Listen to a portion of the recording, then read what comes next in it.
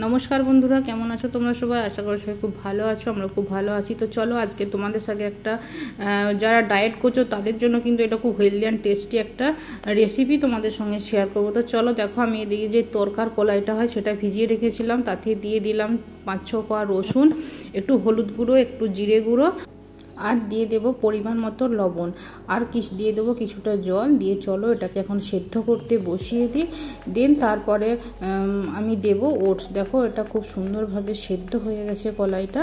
তো চলো এখন 2 টেবিল চামচের মতন আমি ওটস এতে মিশিয়ে নেব, কারণ একটা যারা ডায়েট করছো তাদের জন্য তো এতটা যেহেতু কলাই আছে, তো 2 চামচের বেশি ওটস দেওয়ার কোনো দরকারই নেই। আর যারা ডায়েট করো না বা আরও অনেকের জন্য বানাতে চাও তারা পরিমাণটা বুঝে দেবে। তো চলো এখন ওটসটা দিয়ে খানিকটা জল দিয়ে এটাকে আরেকবার সেদ্ধ করতে বসিয়ে দেবো, কারণ ওটসটা একটু সেদ্ধ হতে হবে। দেন চলো এটা দেখো খুব সুন্দরভাবে সেদ্ধ হয়ে গেছে। তো এখন আমি কড়াইয়ে দিয়ে দেবো পরিমাণ মতন অল্প কিছুটা সাদা তেল। তো তেলটা গরম হলে এখন আমি দিয়ে দেব গোটা জিরা।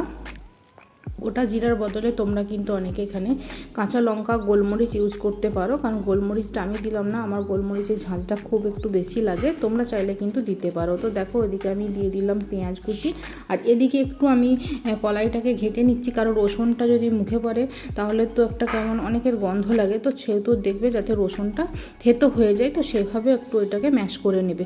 তো চলো এখন পেঁয়াজটা ভাজা হয়ে গেছে, আমি এখন দিয়ে দিলাম তরকার কলাইটা।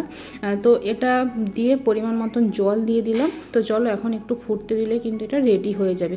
তো দেখো খুব সুন্দরভাবে এটা তৈরি হয়ে গেছে। তো চলো এটা এখন নামিয়ে নিয়ে গরম গরম সার্ভ করব। এটা কিন্তু আমি স্যালাড দিয়ে খেয়েছিলাম, শসা কুচি, পেঁয়াজ কুচি দিয়ে। তোমরা চাইলে কিন্তু এতে 1 চামচের মতন টক দই ইউজ করতে পারো।